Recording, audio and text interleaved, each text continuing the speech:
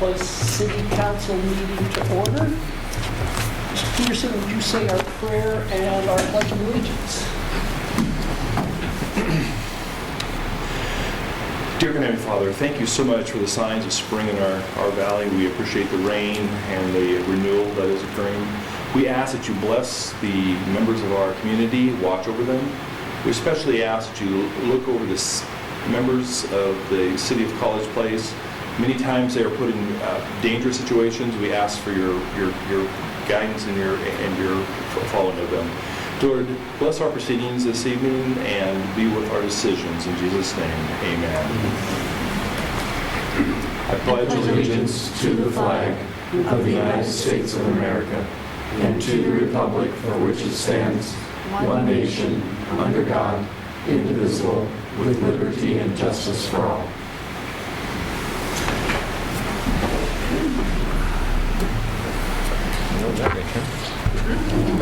It's now a public comment period. Anyone wishing to address the College Place City Council, please step forward and state your name and address.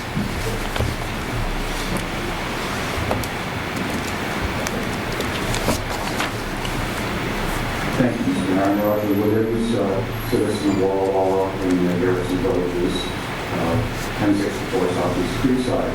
And I want... One would hope that you're a citizen of College Place. Oh, I am sorry. Yeah. I used to be a citizen of Walla Walla, hypothetically. And now I'm a citizen of College Place. Thank you. I want to just address the whole issue that's been on our minds and hearts for the last 6 weeks or so in particular, which is homelessness. Actually, we're going to have a presentation and a consolidated comment period on the homelessness. So we can do this now, or you can wait until the council addresses that.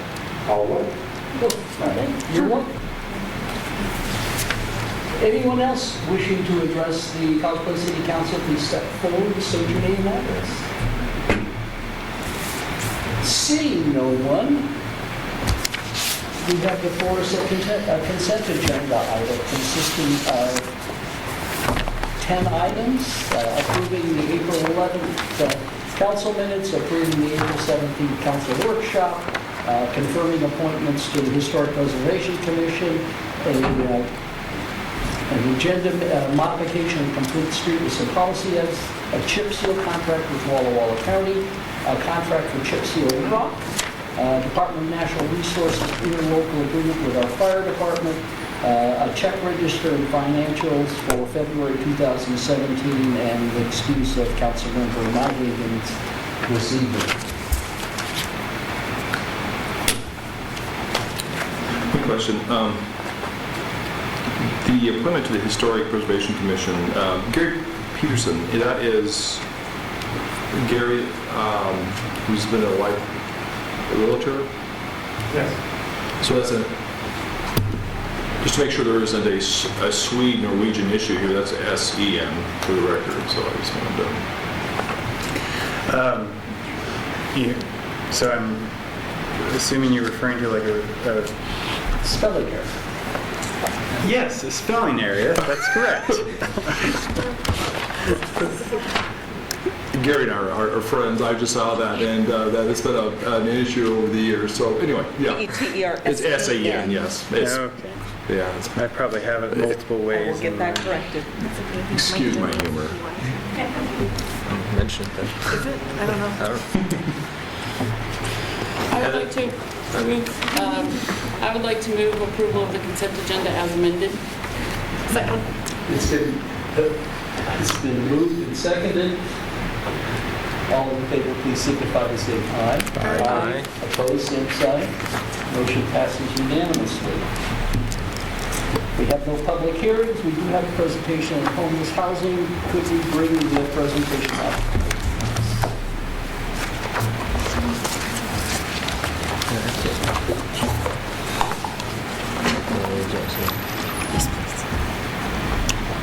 Sorry, that's okay.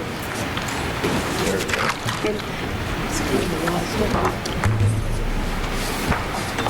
There's Andy. So I'm going to step outside my normal role as presiding officer and actually talk a little bit about this because of my prior life as the Director of Community Health for Walla Walla County, which included homeless and low-income housing. So there's a little background I think you all need to know about. 2005, State of Washington put into legislation a requirement that counties develop a 10-year plan to end homelessness. And that initial plan for Walla Walla County was created in 2007, got updated again in 2009. 2012, as we were looking about how effective we were with housing, with our low-income and homeless housing, brought in the National Alliance to End Homelessness with a performance improvement clinic that gave us some guidance on how to deal with that. And we formed the Council on Homelessness, which really brought together a wide variety of both housing providers and social service agencies to look at the issues that were involved in homelessness and help refine our plan. We still weren't happy with the outcome of those, and in 2015 brought in the Corporation for Supportive Housing, which is a national organization that really looks at what's available in the community, what's needed, how to press forward. At the end of that process, in 2015, they worked with us and said, you don't need a 10-year plan to essentially end homelessness in Walla Walla County. You can do it in 5 years. And out of that came a plan with two big goals. The first goal was to end homelessness in Walla Walla County in 5 years. I won't go through all the steps, but it basically had 8 objectives, 23 supporting strategies, and tasks to outline each one of those strategies to deal with that. And the second one was to end chronic homelessness in 1 year with 1 objective and 6 strategies. And the rationale behind that was we have adequate, the county had adequate housing for the chronically homeless if resources were diverted. And there was a concerted effort between the housing providers, the social service agencies, and the other agencies, the governments involved to work together to deal with that. Essentially, the big piece of that was developing a single entry point for providing housing for the homeless or for low-income individuals that were about to become homeless. And, it's an ambitious plan. Just chatted with the folks at the county. They seem to be on track on the first one. The second piece of ending chronic homelessness in less than a year has been a little more challenging. And we can talk about that offline if some of you want. So, back in 2014, Downtown Association businesses in downtown Walla Walla really started noticing problems with people hanging out in Heritage Park and Crawford Park in downtown Walla Walla.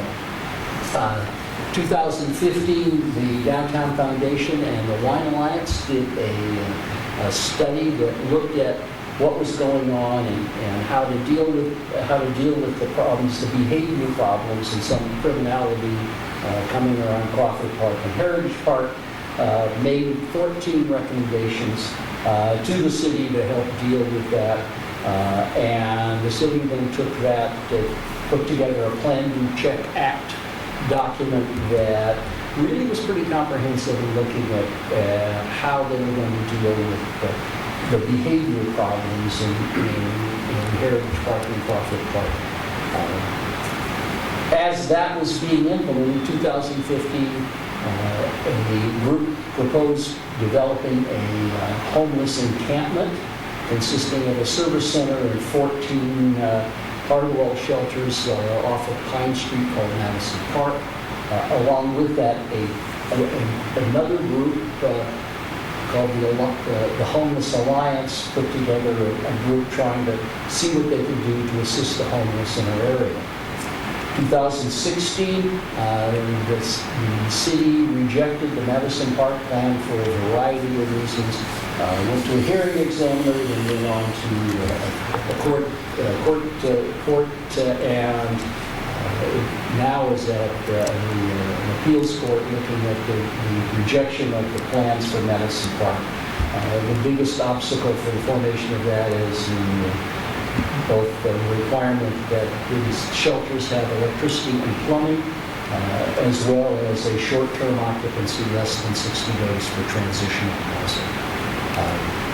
When the city rejected the establishment of Madison Park, shortly thereafter, an encampment started in a parking lot off of Tumac. It was behind the VFW. That turned out to be very problematic, and the city then moved those individuals out to the current location of the encampment out by the golf course that is there. As problems with that encampment were noted by neighbors in the area, there were several proposals put forward to move that to a different location. The city put together a set of requirements that they thought were appropriate for location of an encampment. And earlier this year, put together an ordinance that basically did not allow sleeping on public property with the exception of a designated location by the city manager to deal with that. There was a lot of discussion about where to move this encampment, and as of the last Walla Walla City Council meeting, movement of the encampment was placed on hold, and then if you looked at the Union Bulletin today, the city's going to take forward a different proposal than they have in the past, which is a sleeping location near, actually across the street from the Walla Walla Police Department in the city enclosure, that was no longer an encampment, but rather a sleeping place for people that would only be available for people to sleep in, and then they'd have to be out during the day. So, a couple of assumptions on dealing with homelessness. First of all, being homeless is not a crime. First and foremost, they're a citizen like any other citizen, and if their behavior is appropriate, they're to be treated as such. Second assumption is that we really have an affordable housing problem in Walla Walla County. For people at less than 30% of the poverty level, for families at less than 30% of the poverty level, there's 8 available housing units for every 100 that are required. And depending on how you look at it, we're either number 1 or number 39 or 39 on housing availability for people living in poverty. And as you all know, housing is expensive here. Low-income housing is especially difficult to deal with. In spite of the 5-year plan to end homelessness, no plan will totally eliminate homelessness in any location. And the county's goal is to have fewer people entering into the homeless system or entering into homelessness than leaving it to be permanently housed. And I think that's an important concept to understand, in that that for a variety of reasons, people are going to find themselves without shelter. However, we believe that it's possible to house almost everybody that requires shelter over a period of time. And there will be some people who, for whatever reason, will refuse shelter, and they will continue to be homeless.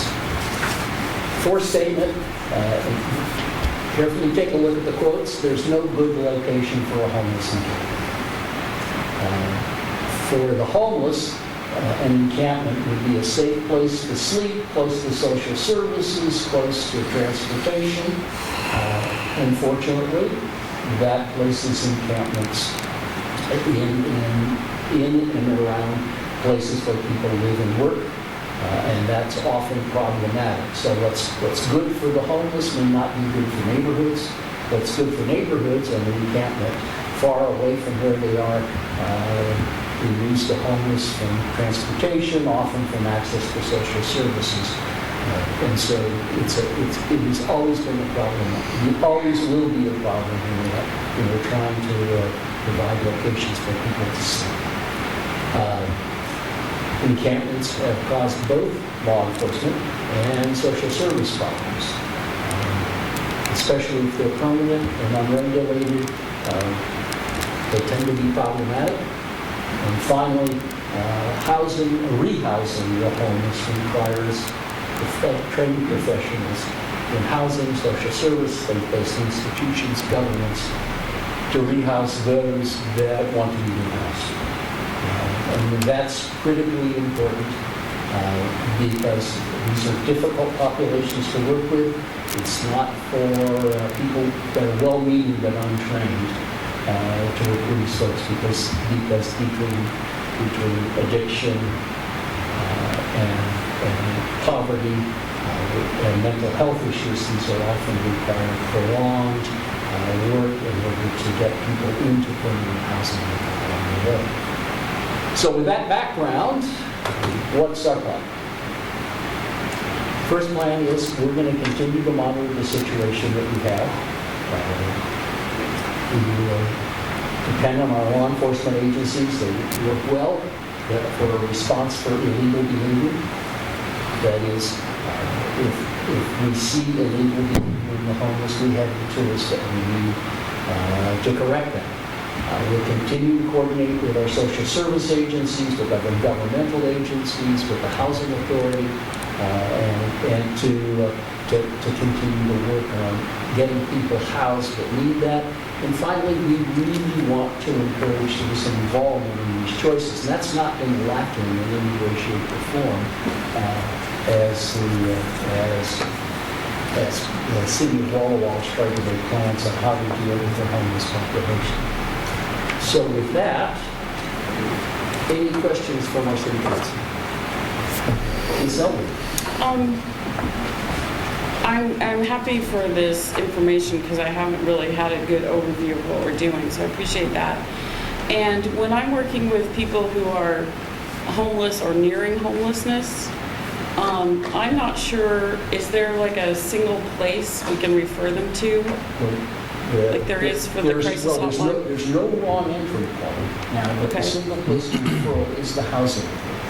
Okay. And they actually have an individual designated to help people that are approaching homelessness or that are homeless get into housing. And one of the major tenets that we put together in the 5-year plan is it's much more efficient if we can house somebody without them becoming homeless. And there are a variety of ways of doing that, rather than having them totally fail in the ability to acquire housing and then try and get back in. Yeah. Thank you. One of the privileges of being a council member, I'm also a member of the Blue Mountain Action Council Board, and I have to be, let me just state that I believe there's an aggressive look at this on how to fix this. Now, is there a solution? No, currently, but there are a lot of resources being put to this, especially with women's shelters and whatnot, that hopefully, Harvey, to your point, it may not cure everything, and we will always have this issue. But wow, is this on at multiple levels in our community? This is on the top priority list of trying to find housing or to find a solution for this. But This will play out over probably years. Well, between Blue Mountain Action Council, Helpline, the Housing Authority, a variety of other social service agencies, including Christian Aid, the YWCA, lots of people working very hard at doing this. And we have some shortage in temporary and transitional housing, especially for families, men with children, families, a little more difficult to deal with, but I think over the period of time, we can really get to a point where people that want to be housed can be housed. Any other questions or comments from the council? So I'll open the floor. Anybody wishing to address the College Place City Council, please step forward and state your name and address.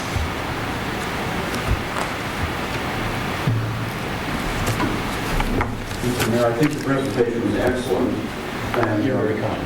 And you answered some of my questions. And the one thing I would encourage the council is when we get into these complex issues like this, it's easy for things to get stuck in committees and just the mechanics of doing it. And then the public loses sight of it. So keep it before us as much as you can. I think that will be a good service that you can do. And with that, I have nothing more to say. Thank you. Thank you. Well, that's your comment is exactly why we're doing this tonight. And we encourage people to be involved with us, be involved with our neighboring cities. This is a hard problem to deal with. And we're motion. Thank you. Good evening, Mayor Crowder and Council. My name is Michelle Waller, and I live at 1018 Creekside Drive in the Villages. And I came here on behalf of all of our residents in the Villages to thank you. We found out about the proposed camp at Fort Walla Walla, and many of us truly believe that all the stakeholders were not at the table. And I think it's important. It's a community issue. It's not just one city's issue. And we really want to let you know that we are here to help you. We have a lot of great skills in our community. A lot of people who are compassionate and knowledgeable about this issue and want to help solve it rather than criminalize it. We definitely know that homelessness is not a character flaw. And I just want to thank you and thank you for listening to our emails and responding, and you'll continue to hear from us. I hope we hear from you. Thank you. Thank you. Anyone else wishing to address the council? Seeing no one else, Mr. Ricard. City Hall and College Road Center. Yes, tonight we have Bryce Rugraff with us. He's with the client company. We contracted with him last fall to come up with some designs for the college, the City Hall building, the beds out in front of our entrance as a result of the CARS project, and then most importantly, the Rose and College Avenue intersection where we have that new almost a gateway area where there's potential for some signage and we have these beds that are now growing weeds. So Bryce is here. He's going to go through his design. Bryce, the reason why we reached out to him last fall is he worked with the university on their renovation through the campus on College Avenue. And so we wanted to take his expertise and kind of coordinate with some of the same plant types, so we have kind of cohesive experience through the College Avenue program. So, Bryce, come on up here. I'm going to grab this easel here, and I think we're going to go through the images of the plants that we're proposing. Here, are you going to run through, or do I need to? No, you can take it from here, Bryce. Okay. Anyway, yes, my name's Bryce McGrath.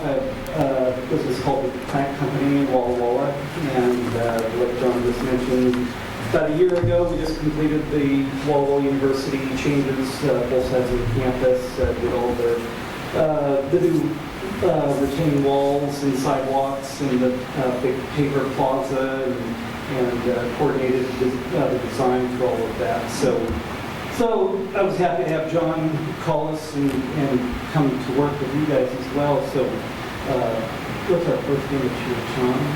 Okay. So I think what we're going to run through are some of the plants and some of our goals with the spaces for the City of College Place is going to be trying to come up with something that's kind of cohesive in all of our spaces. Ease of maintenance is really important. One of the things that we can do for that is just picking the right plants. So it means you don't put a plant in that you want, to be this size, but it really wants to be, 6 or 8 foot tall, so that people like Paul are constantly having to trim them and try to keep them into a certain size, and then people usually lose track of the size over time, and pretty soon you end up with sort of overgrown spaces, a little bit like we see just even outside and around City Hall here. So what I've done is, with my background, we owned the nursery as well for 12 years, so I kind of know what plants do, what works in this area, and so we've kind of chosen a bunch of plants that are going to be the appropriate size for where they've been placed in the landscape design. So one of the other things that we're doing is we're trying to come up with all-season interests, so I've got things that are going to be giving you color in the spring, giving you color in the summer, as well as we've got evergreens in there so that everything just doesn't die down in the winter, and so you've got something happening all the time. One of the other things that I do when I lay things out is try to make it look like it's been planted for you from pretty much any direction you happen to be coming in. So if you're walking through the front entry, it looks like the landscape was designed for you. If you're in an office looking out, it looks like it was designed for you. And so trying to, that doesn't happen everywhere, but as much as possible, trying to provide that. And like I said, one of the things is we've kind of chosen some colors that are going to kind of keep repeating through all the other spaces, and so that you get kind of something that's kind of like a style for the City of College Place, and if there are other future places moving forward, you can kind of carry those same things into those spaces. So a few of the plants, we'll just run through some of them. This is, and everything's kind of natural, so we're not looking for trimmed and manicured. This isn't something that you've got to go out and round off all the time or square. We're really looking for it to kind of just have sort of the Northwest is sort of the design style. It's going to have grasses and just a kind of a natural look rather than a shaped and manicured look. So the first one here is an autumn lupin laurel. It's into about a 4-foot height and about 4-foot width. This is one of the evergreens. It just kind of does its thing, and great kind of just a evergreen shrub. I'm just going to talk through some. Oops, how do I go back? Got some grasses in there. These are Oriental fountain grass. They provide a lot of interest throughout the whole summer with the little pods on the top of them. These are not something that's going to seed into the bed, so they're pumping grass, and we just kind of maintain where they are, and then just provide some nice interest. The coral bells are the darker plant in the front. Those have a lot, that isn't the exact color that we're going to be considering, but it gives you an example of them. They have a lot of color in their foliage. Do have a little bit of flowering. They're actually surprisingly evergreen, and so they provide actually an all-season interest on that particular plant. Some ground cover roses are one of the things that are really added to all the design locations, provide a lot of color. So these are self-maintained. There's no need for anyone to be out there deadheading these. They will kind of take care of themselves, and they're a short rose. They're not something that's a tall rose. Their height is about 18 to 24 inches tall, but they're just going to be prolific bloomers who continue to perform. And it's one of the things that's going to give us a lot of color that's consistent throughout all the different spaces. So use those in all the 3 different areas that we have designed up, which was, again, the City Hall building, the 2 entries coming into City Hall, and then the rows in College Avenue beds down at the other end.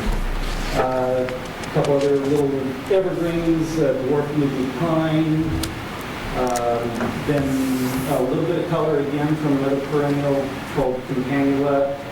This one's Rapido. It's a very small plant, about 10 inches tall, but again, just prolific bloomer, blooming from spring all the way through frost. Let's see, there we've got, let's say, a burning bush on that particular slide. So these have, just kind of a nice natural shape, and then they also have a very intense red color during the fall season. Using the Carl Forrester grass a lot. This is a nice tall grass, really popular in this area, as well as other areas, but it's very upright growing grass. Gets into about the 6-foot-ish range, and has, the picture doesn't do it a lot of justice, but it has a very attractive top to it during the summer months, and provides nice height in the background of the landscapes. There we go. Spireas, so this one is Magic Carpet. It has a lot of burgundy colors to it, and then it kind of turns into essentially a yellow bush during the summer months. And again, all these have been picked to their size.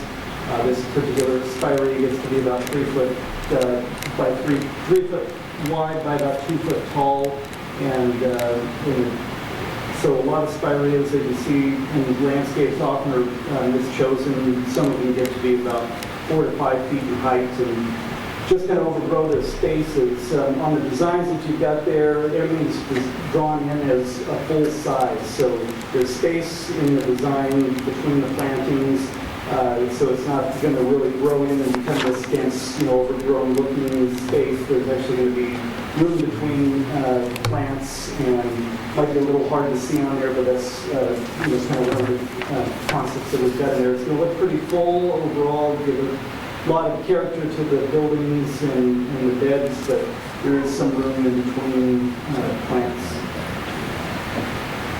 Use a little bit of this Japanese forest grass, which is yellow grass down below. Again, just a big performer for yellow color, and just, again, hardiness, probably more than anything. A little bit of flower color with an echinacea called King's Knee High. This is, as the name says, it's basically about knee height, and so it's not super tall, but has a lot of repeat blooming throughout the summer months, and just, again, a very simple plant to work with, but providing some good color for the summer months. I can't really see that one particularly well in that picture. That's more the foliage, and again, the actual picture is much more attractive. It's kind of a little yellowed out there, but it's actually a very dark forest green plant with a certain amount of kind of rusty colors on it. And this is a smaller evergreen shrub. Got a little bit more perennial flowering from this perennial geranium, and like the others, it starts blooming in the spring and continues all the way through frost. Same thing with the Stella de Oro daylilies. Again, kind of gives it a nice grassy texture, but again, a lot of flower color in the spaces that we use it. And a little bit of juniper. A lot of people really hate junipers just because they often seem to get overgrown, but this is a very low-growing one, used in some spaces where we just need to take up a little bit of room without getting a lot of height. So, and a little bit of this, again, the picture's not quite doing it justice, but this has a lot of burgundy colors in it. It's called heavy metal grass, about 3 foot tall. And during the summer months has a really good color combination and giving us a little bit of a grassy texture in the landscape, a little bit of hostas, and some of the shadier spaces.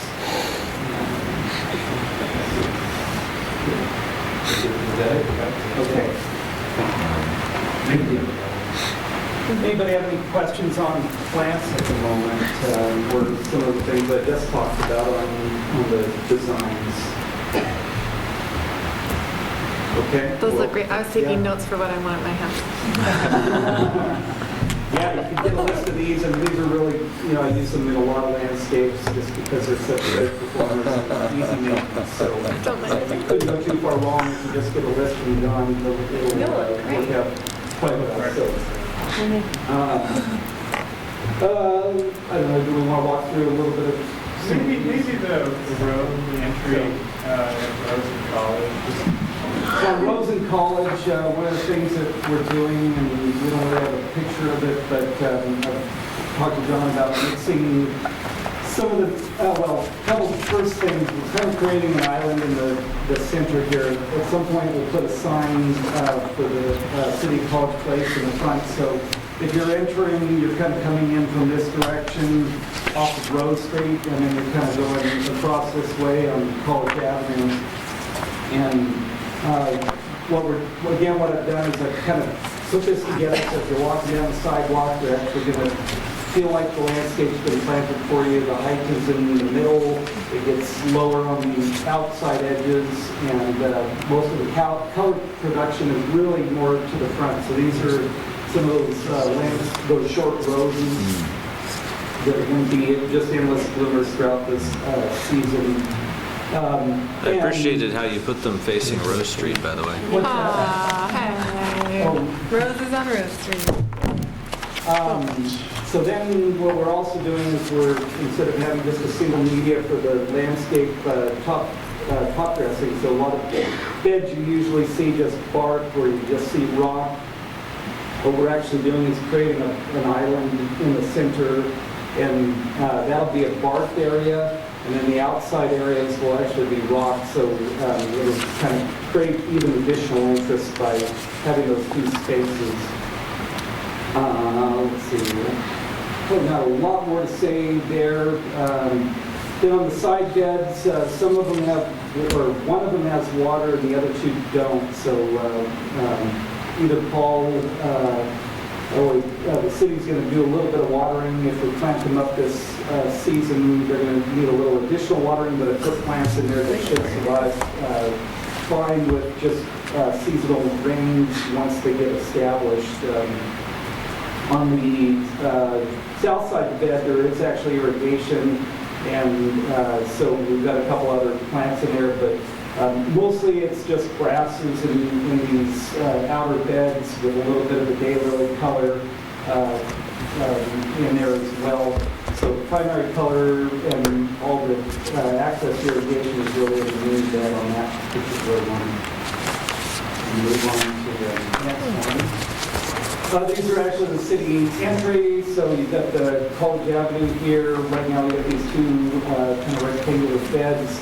And what I want to do, since this drive area is so flat and there's just really nothing other than the building, got a hedge of arborvitae, and then you just kind of look across back to the fire department. We actually got a couple of maple trees in here. So you can see where the canopy is going to extend eventually a little bit beyond these beds, but the idea would be we'll be working with John on making sure that the canopy doesn't start until about 6 feet above, and then it will kind of really branch out, and it could even go a little bit higher if we wanted to, but this isn't going to interfere with anybody driving in or out. Probably these outer edges are going to be 10 feet plus, as far as the canopy goes. Particular maple tree, the Sun Valley maple, is going to be a maple that doesn't seed, has some good color. You guys have used maple trees up and down the street to give it, was it the plum glow or plum glow? Yeah. And so this will complement that well and provide a little bit of height in the front. And anyway, that was kind of concept there. Again, we've got the roses, the low roses, which are going to give you a lot of color all year long, and then again some evergreens and grasses in the center, and then we're also doing the dual media, bark in the middle with rock around the outer edges on those particular beds.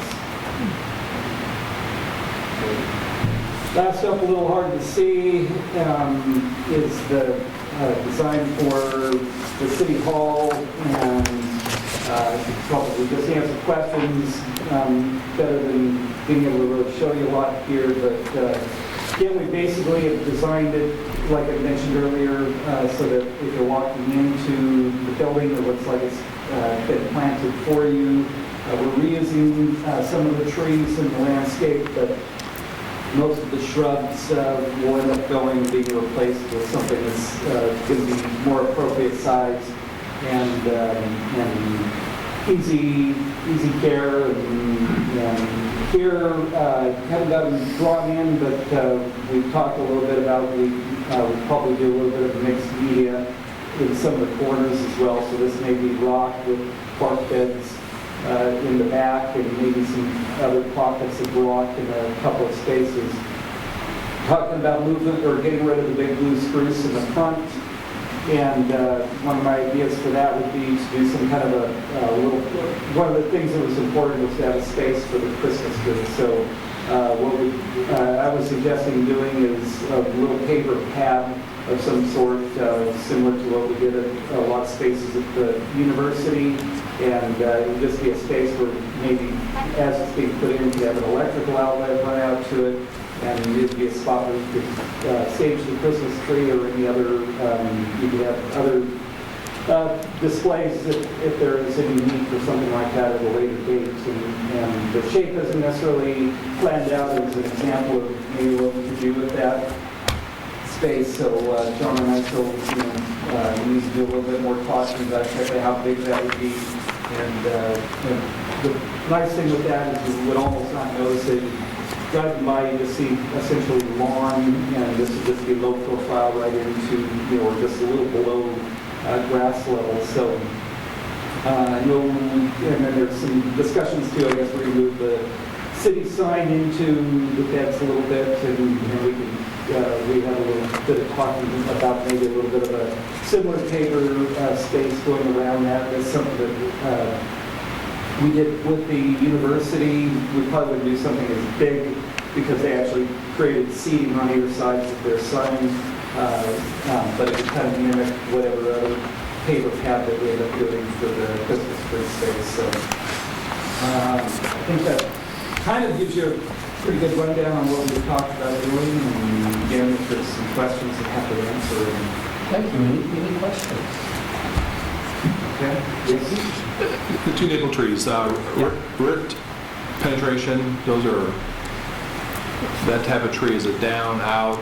Mostly down, little bit of out, but we've got plenty of room here. I think what the actual width is, I think it's like maybe 18 feet across there, so there's not going to be any pushing up of sidewalks or anything like that. So. Okay, thanks. Yeah. Yes? Same slide. Is there any blockage of the sign? It's pretty close to that position, isn't it? Which sign? Just the lawn? Yeah. Yeah. Oh, okay.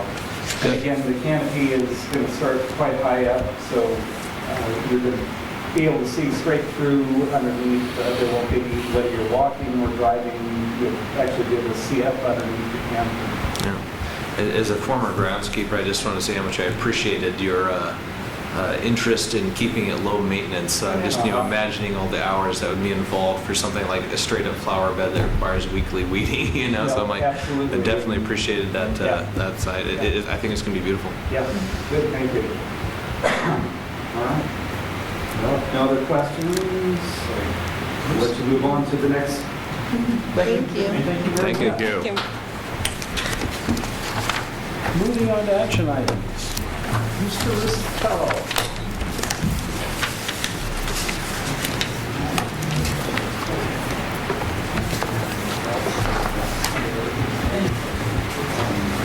Okay, so I'm bringing this item up as an action item. We had public hearing on this last time. This is the transportation benefit district.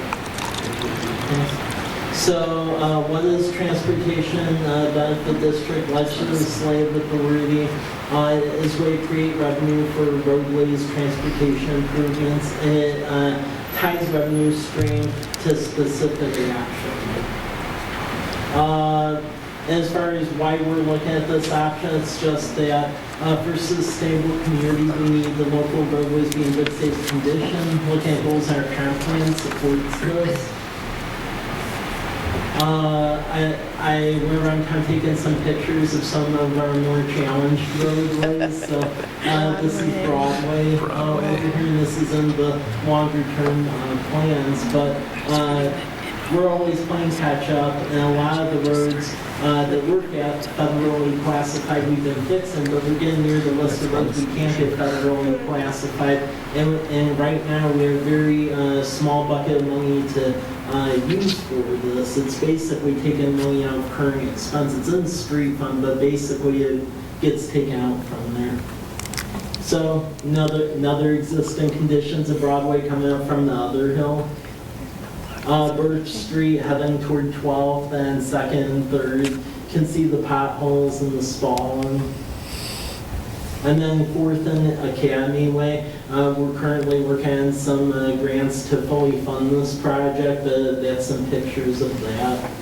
And the need, total need is 12.35 miles of road and a figure north of $18 million. And we've been getting grants successfully for federally classified roads, but we're at the juncture now where we need to start coming up with revenue for roads that cannot be federally classified. This map is really the inverse of what I would like to show, but based on our GIS ability at the moment, this is what we're able to show. The highlighted roads are all of the federally classified roads, so anything that's a gray color is not federally classified. So as you can see, the ones that are a distinctive color of green, blue, purple, red, we've been working on those, but the gray ones, that really constitutes the majority of our backlog. The contents of the ordinance, it's basically the Transportation Benefit District is in the best interest of the public. The boundaries of the TBD is the city limits, the function and the powers, and then the description of the transportation improvements. And basically, should this ordinance be proposed, the governing board of the Transportation Benefit District is the city council. It serves as a separate government like a district. It conducts business independent of the city council meeting, and it has all statutory powers set forth in RCW 3673. And the city finance director is the treasurer. There's various revenue options. This question doesn't really get dealt with at greater depth until the district is passed. That's a question for Transportation Benefit District Board. The options not subject to voter approval is annual vehicle fee of up to $20 per vehicle, so basically a charge on a vehicle tabs, or the transportation impact fees on commercial and industrial buildings. Or the voter approval options is property tax or 0.2% sales and use tax, or vehicle fee above the $20 and up to $100, or the vehicle tolls. Vehicles subject to fees, wide array of vehicles. I've gone over this at past meetings. Exempt vehicles are farm vehicles, campers, off-road vehicles, snowmobiles, moped, several types of trailers, government vehicles, private school vehicles, and then vehicles properly registered disabled American veterans. Benefits of creating a Transportation Benefit District is it lowers the subsidy from current expenses street fund. And again, as I've stated in the past, it ties a revenue to specific action. The money can't be stolen for other uses. It's directly tied to the streets. And then where we go from here if approved tonight, if it was approved tonight, the following council meeting, ordinance would need to be passed. So basically the city would take over the fiduciary responsibility of the Transportation Benefit District. Gotta love how governmental units are set up in Washington State. But once you create one of these, it was originally where the Transportation Benefit District would need a completely separate set of books, and a bunch of the cities who had one got very irritated. So about 2 years ago, they passed a statute where the following meeting after one is created, you can assume the fiduciary responsibility of it, and then the books of the TBD are melded into the books of the city as a whole. And then beyond that meeting, it's having dialogue about the revenue options that could be looked at and pursued. And that's all I have. Any questions? Mr. Peterson? So this is I've read through this. This is a movement not to approve increase in revenue stream. This would be a vote to approve this new structure, correct? Yeah, it's a vote to create the district, and once the district is created, then the discussion could be had as that district board as to what will be. It's interesting, this came up. I've just recently had a lengthy discussion with the county commissioner from outside of Walla Walla County, and they've gone down this route. And it was interesting to hear from him what was palatable for the citizens and what wasn't. And when we talk about options of tabs, property tax, or sales tax, and I'm hopeful that we could talk. And then this was not an urban county. I'd characterize it as that, but. And I guess my thinking on this would be great to talk to some of these individuals of what has been successful in these smaller counties. Some of these do not have a good reaction to the increase, and some are passed rather easily. And so, and you're probably aware of this, how this process works. But I would just put that out there that's very significant, I think, as we proceed forward on what we're thinking about as far as funding. So, yeah.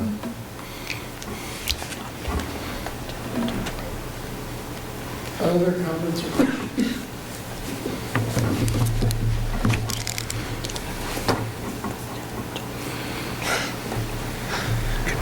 Seeing none, is there a motion? Mr. Chair, I would move that the City Council adopt Ordinance 17-015, which adds Ordinance 3.46 to the College Place Municipal Code, creating the College Place Transportation Benefits District. I'll second. It's been moved by Ms. Sullivan, seconded by Mr. Cleveland. Any further discussion? I have a question. So what is 3.46 in this recommended action that she just read? Because the ordinance number is 17-015. 3.46, if you scroll down into the ordinance, there's I'll turn language the that page. constitutes 3.46, where it has the various sections, and then at the end it says, this section shall be constituted. Thank you. Seeing no further discussion, all in favor, please signify by saying aye. Aye. Opposed, same sign. Motion passes unanimously. Thank you, Mr. Isabello. Back to you, Mr. McCark. So this comes back to the City Hall, the landscaping discussion, presentation we just had. So, we're not on this part, are we? Okay, good. What we're asking for tonight is permission to go out for bid, not for all three of the landscaping areas. What we're planning on is, because the entry beds here at City Hall and the ones up at Rosen College were part of, or created as a result of the CARS project, that we need to get those landscaped as soon as we can before the weeds do take over. So there's some specifications that the plant company came up with for plant numbers and quantities for soils and stuff. There's some removal of soils that'll take place in both of those bed areas, and irrigation systems installed, drip systems. So, and then the City Hall portion, we'll come back to you at a later date. What we're thinking probably is that we'll budget for that in probably next year. And that would likely be part of the parking lot overhaul at City Hall, reconfiguration of the lot, and then redo the landscaping there. So you'll likely see that as a budget proposal for 2018.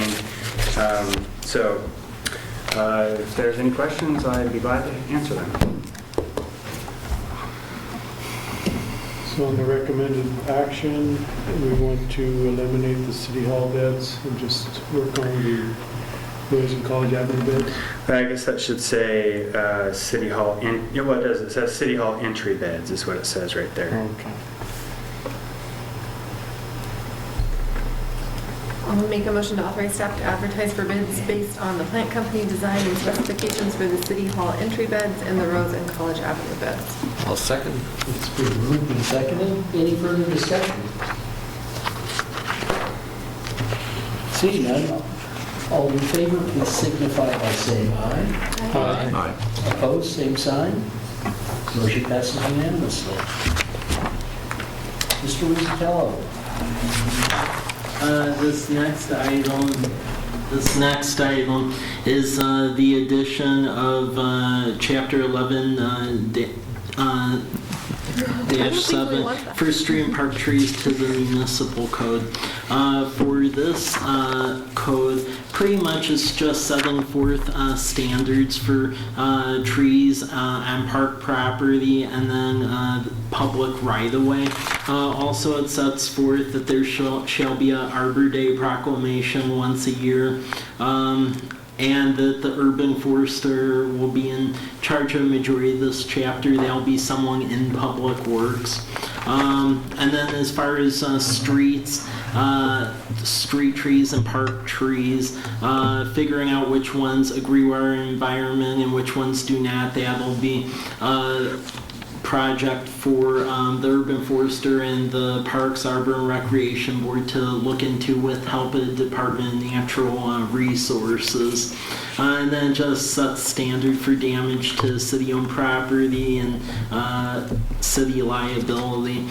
Purpose of this in the next agenda bill is these are items that are needed to really go after some of the grant dollars from the State Department of Natural Resources and the Arbor Day Foundation. We went after quite a bit of money successfully at City of Colfax. This code has been revamped to reflect updated standards the Arbor Day Foundation and Department of Natural Resources require. It reflects fairly new codes that were written in Othello and Squim. Questions for Mr. Rizzatello? Ms. Sutton? I still have a little bit of concern about this, and I've been thinking about it, and I don't think the way to address the concern is through the ordinance. I think it's more with our policy. And that is, for example, I just took out a tree at my place, and it was causing all kinds of problems. It's not 100% clear to me if that tree was in the right of way or not. It's like right on the line, probably. I think it was planted on my side, but I think it's now partly in the right of way. It was not anymore. So when we take our inventory, what I don't want to have happen is somebody's trying to deal with problems and all of a sudden they're in trouble for doing something they never had any idea was an issue. And so I think when we do the inventory, if we have a policy that we make an effort to let people know when we identify trees that are in the right of way. I'm not sure I really actually want it in the ordinance, because if, we failed once, that could be a big deal. So but I think our policy should be, hey, you've got this lovely tree in your front yard, it's actually in the right of way. If you are having problems with it, you need to contact us before you take it down or something. Would be really helpful for people, I think. Because I'm worried about, getting arrested the next time I cut down a tree. I know that's not it, but my trees are all gone, so it's not really an issue for me. But. Well, the concern definitely is understood. When this was drafted, I chose not to put that in there because at Colfax, when I started over there, such language was in there and we got put into a corner with it. So I was trying to be as general as possible and still be able to get the grant money without putting us into a corner. So Yeah, so I think if we have a policy that we attempt to let people know, I think we'll meet the issue. And one goal that we have long-term is that tree inventory. They'll map all that with GIS data. And I'm working on a plan to try to have us join the state GIS consortium, so that way a lot of our maps we could have available online. So that's the longer-term vision. Great. Other questions for Mr. Kendall? Councilman Peters? This comes probably more from ignorance. How is this different than what Walla Walla has in place? Are you aware of the contrast? And just briefly, can you? And the reason why I bring that up is sort of the point of right of way, but it's not really right of way. It's the permission to, I guess, remove any tree within city limits. Am I understanding that? Yeah, well, I mean, the Walla Walla code reflects the old understanding of the Arbor Day Foundation program and grants, and the urban forester over there has much more powers where if folks remove the tree improperly, you can fine them. There's all sorts of little nuts and bolts to it, and that's the code in Colfax was originally written that way, and that was very problematic. So as opposed to being prescriptive in the ordinance, it's better to be general. And then we can look at policies should we choose to go that route, but it's not good in the code. Okay. Yeah. Thanks, Mike.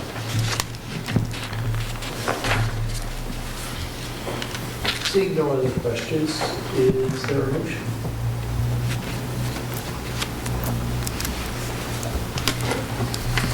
Okay, I'll go. I'll make a motion to approve ordinance number 17-016, adopting chapter 11.70 street and park trees to the College Place Municipal Code. Second. It's been moved and seconded. Is there any further discussion? All in favor, please signify by saying aye. Aye. Opposed, same sign. Motion passes unanimously. Mr. Rizzatello, Parks and Arbor Recreation Board. Okay, thank you. This is part 2 to that grant program, which they insist on having a board advisory commission to look at arbor issues. I know working in Colfax to pursue a lot of the RCO grants, they also require the commission to look at your park system in general. So this commission to kill a couple birds with one stone, because it's very hard to find that many volunteers. Well, let's not talk about killing birds. We're talking about this. Well, so this is the Parks, Arbor, and Recreation Board, where it covers parks, arbor, and recreation issues, as well as bicycle, trail, and network issues. And it's a 5-member board. And basically, terms of office would be 4 years. Initially, it's staggered, though, so that way there's newer people coming on board every year. And yeah, it's pretty straightforward. They have to comply with the Open Meetings Act, and the members have to live in the College Place School District. There's a lot of folks who are interested in serving in this board, so I think we'll be able to get it filled up pretty quick. So. Yeah. Questions for Mr. Rizzatello?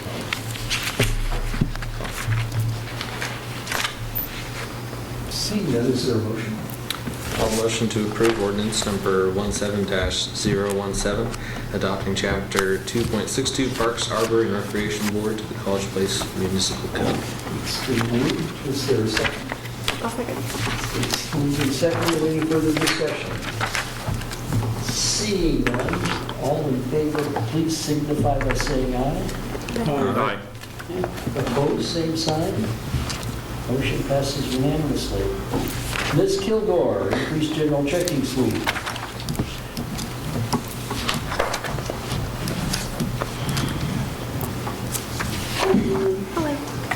Hello. So I'm bringing in front of you this evening a proposal that came about through a discussion with our bank. So we had a week or so ago, maybe 2 weeks ago. I met with them to talk about maximizing or increasing our interest bearings on their accounts or minimizing our fees or trying to come up with some kind of change that was more in our favor. And basically what they suggested was that they couldn't really do much for us interest-wise, but what we could do is move some of our money around between our accounts in order to maximize an offset credit that we get in our general checking account that they can't pay us interest on our checking account, but what we do get is a credit for the balance that's in there, and that is applied to our monthly fees, and so it offsets and reduces our fees each month. And right now, we have a sweep account that we have an automatic sweep on a daily basis from our general checking to this public funds savings account. The threshold is $650,000 right now. That is the balance that we maintain in our general checking. And then the sweep account has usually between 3 and 3.5 million in it. The proposal is to change that sweep level from 650 to 2.5 million, because at that point, the balance in the general checking would earn enough of a credit to completely wipe out all of our fees at the bank every month. So it would give us, I mean, it's not a lot in the scheme of things, but it's another $4,000 or so a year that we would save just by moving money between accounts. And I've looked at it from like an internal controls perspective. Is there a problem with there being that much money in our general checking? Because there's a little bit easier access to that than our other accounts. I don't believe so. I don't feel that we have anything to worry about by increasing that balance. So I just thought I'd bring this to you this evening and see what your feeling was on it, and if you wanted to take action and try to make that change, or whatever your desire. So increasing the checking account to that, you pull out of the savings account, and that doesn't affect anything by The lowering that savings account balance? only earns 0.07% interest. Yeah. So it's, it's... But that doesn't have to be a certain level? No.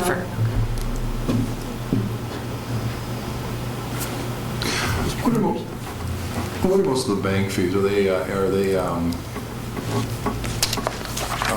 Is it float on deposits, or, I don't need a lot of detail, but what's your general impression on that?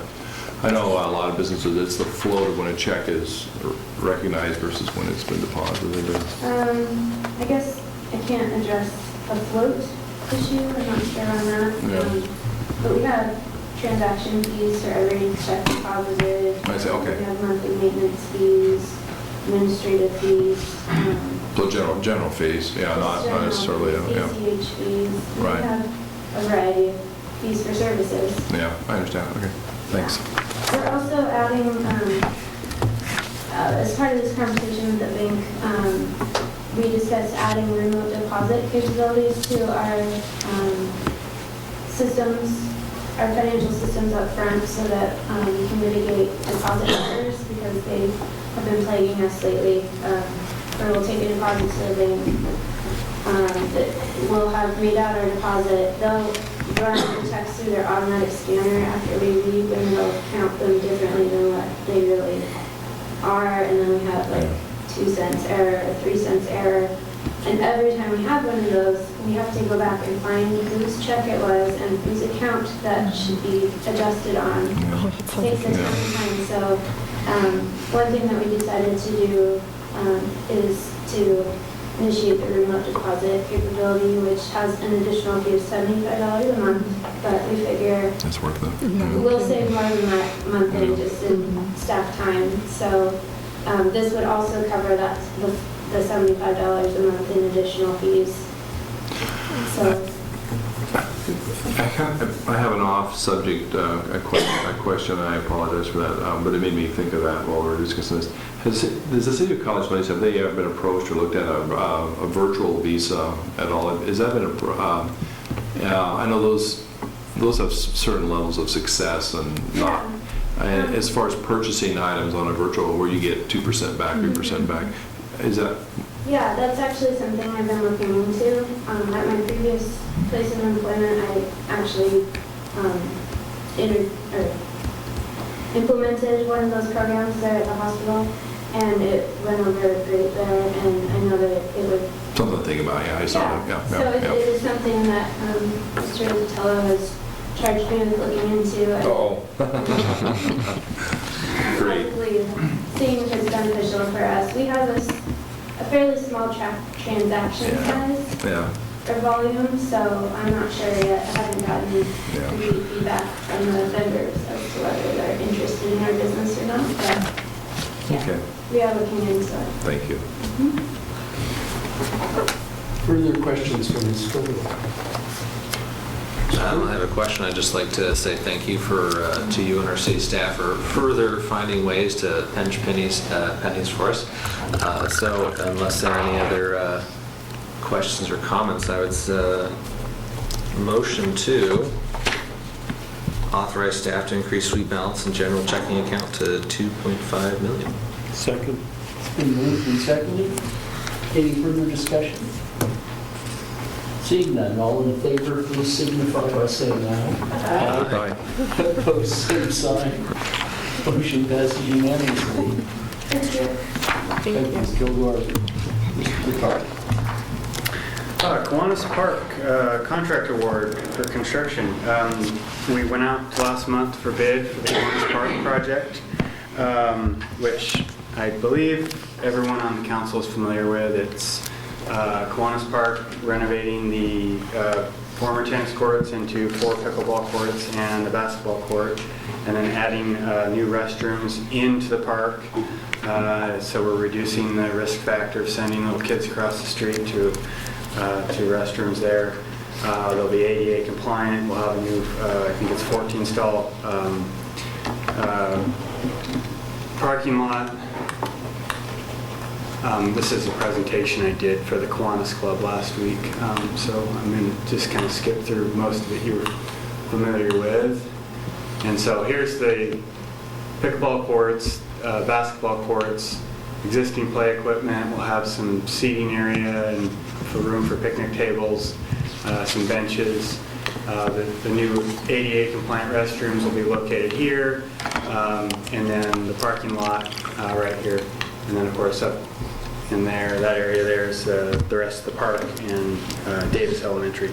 So Moreno Nelson Construction was the low bidder at $402,244.35.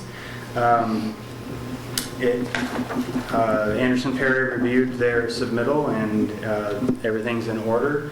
However, the low bidder was $64,000 over what was budgeted by, what was estimated by our engineering firm.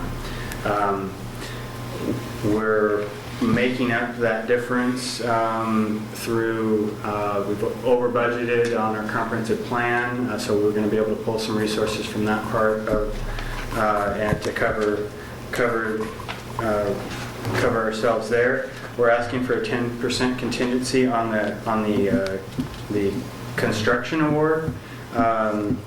And so that brings, with the 10% contingency of $40,000, there's about $20,000 in city items and costs, so water meters and some other additional minor expenses that the city will be incurring, and then our professional services, so that covered our historical, archaeological research on the site, and then all of our engineering and services through Anderson Perry. So the total estimated project cost should not exceed $527,549.78.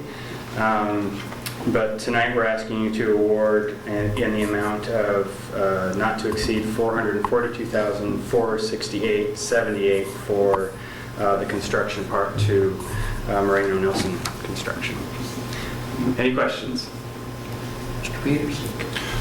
You're bringing up the Kiwanis Club. You spoke to the Kiwanis Club? Yes. That is still an active club in It is an active club, and actually I should mention that one of their members submitted, his name's Tom Nolet, and he actually gave the check of $1,000 personally to the city on Monday, a donation on his behalf. So There's participation by Kiwanis then in... Yeah, Kiwanis is, they are very interested in making a grant award to the city. They, need to run it through their proper chains. Sure. But I expect that we'll be getting some sort of donation from them. We also have $5,000 that's through the Pacific Power Foundation. And so, so we're getting some additional revenue in other areas. Thank you. Yes, sir. I had a question on the way the agenda bill is set up, because the budget impact that shows the expenditure and the amount that's budgeted and where it would come from is blank. And so I've always found that very helpful. Because it sounds like, from reading through it and from what you just said, that I'm not sure, is the 20,000 how much over budget we're going to be, or how much additional money do we need, and where exactly is that coming from, is my question. Well, for the construction end of it, so our engineer's estimate is this the over budgeted amount is the $64,365. So you can see it on the second page of your... So that's what we budgeted, is the engineer's estimate? No, the engineer's estimate, so that's how we came up with our initial grant proposal of the nearly $400,000. And then over the course of the 3 years from applying for the grant to where we're at now, our engineer revised their estimate. So we knew we were going to be over, but we were hoping that the bids would come in competitive, and they didn't. It's a difficult project to bid. It's small in scale. Right. There's a lot of subcontractors. And perhaps, I don't know if Sarah can speak to where the revenue's coming to make up the shortfall more, or if that would be helpful. But that's my understanding, that where it's coming from is from the comprehensive plan.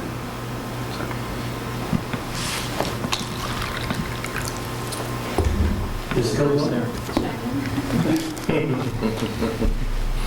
So, I think what you're asking is, what is the amount over originally anticipated? Yeah, over what was in our budget, how much more are you authorizing now, and where is it coming from? So we originally budgeted $400,240 total for the whole project. Some of that was spent last year, some is being spent this year. But the total estimated project cost is now the $527,000. Okay. So it's basically $125,000 over what we originally thought. And where is that coming from? That is coming from, we budgeted $270,000 in the planning department for the comprehensive plan this year. And it looks like we're going to be getting it done for 50 or less probably. So we have a large excess in that budget line that will more than cover the difference. Thank you. Yep.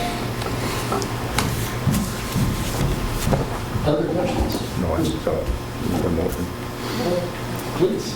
I move to award the Kiwanis Park Improvement Project to Marino and Nelson Construction in the amount of $402,244.35, plus a 10% contingency of $40,224.43, not to exceed $442,468.78. Second. Somebody was quicker on the draw. Really? Any further discussion? Seeing that, all in favor, please signify by saying aye. Aye. Opposed, same sign. Motion passes unanimously. Chief Winter. I'm trying to get on every agenda.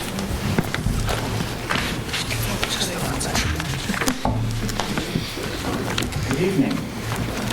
When Lauren started tonight, I feel underprepared. I don't know any Norwegian jokes. Sven, all the jokes don't know. It's all I'm going to pay for that. I understand. Tonight, I'm presenting the topic of updating the fire department section of the municipal code. The last update was in 1989. In 1989, we decided to update the municipal code to reflect business at that point. So we took out that we had to be 18 and male in 1989. But we left in that you still had to elect all the officers annually, and it was popularity, not based on skill. And a lot of other things that, if you notice, in the new revision have been taken out.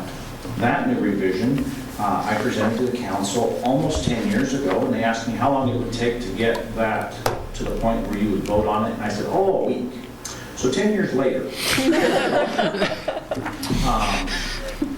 through a lot of research, through a lot of editing, and help from MRSC, the new code is to try and reflect the RCWs and the WACs and to do what it says we need to do in that ordinance, so that as those change, we don't have to keep changing the municipal code. There is a spreadsheet in there that kind of gives a comparison of yesteryear to today to try and help. And hopefully, if you are of the same mindset that I am, you will let me bring this back at the next council meeting to approve this, and I don't hit the 10-year mark at least, but a little longer than 2 weeks. I'd be happy to answer any questions or listen to any comments. The spreadsheet was really cool. I like seeing that comparison very clearly. Thank you for doing that. Thank you for your time. Sounds good. Thank you.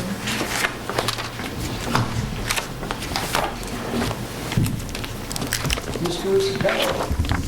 Okay, we just put this on the administrative report again because we were rushing through it the last meeting. And I'd like to thank David and Troy and Larry for collaborating on this issue with our nuisance code, because the current nuisance code, most of it dates from 1983, and it's missing a lot of the current definitions of like criminal streaking, junk vehicles, listing nuisances of this like current time period, which makes doing code enforcement quite challenging.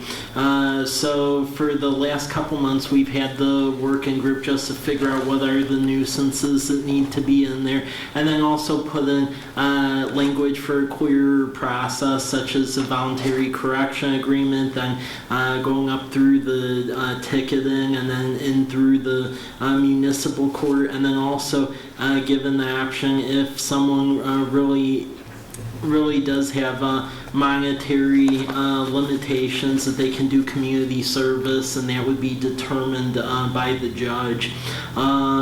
Based on input from the last meeting, the police department is going to have a forum on code enforcement May 4th, just to get what everyone's opinion is of what should and shouldn't be in there. The other thing that was included in the packet, and this was something that I learned in Colfax, is very much the carrot-stick approach. The stick was the code, but the carrot part is to get folks in compliance. We started a yard of the month program where basically there was votes on who had the best yard, and they had like a lawn sign for a couple weeks in front of their house, and that actually curbed a lot of the code enforcement issues, believe it or not. So information on that program is created in Colfax, and Kennewick does it as well. Theirs is yard of the season.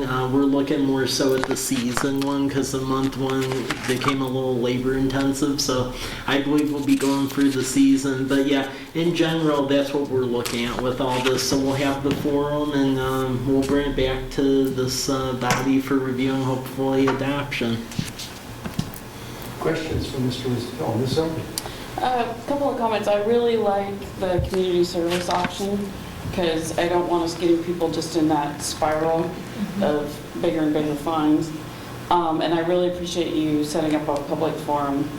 I have what I think is kind of related, but not exactly question. Similar to this, we voted in the crime-free rental property ordinance. And I was reading something that I have no idea if it has legitimate data behind it, but there was a concern that those types of ordinances sometimes have an unintended consequence of making people afraid to call on domestic violence.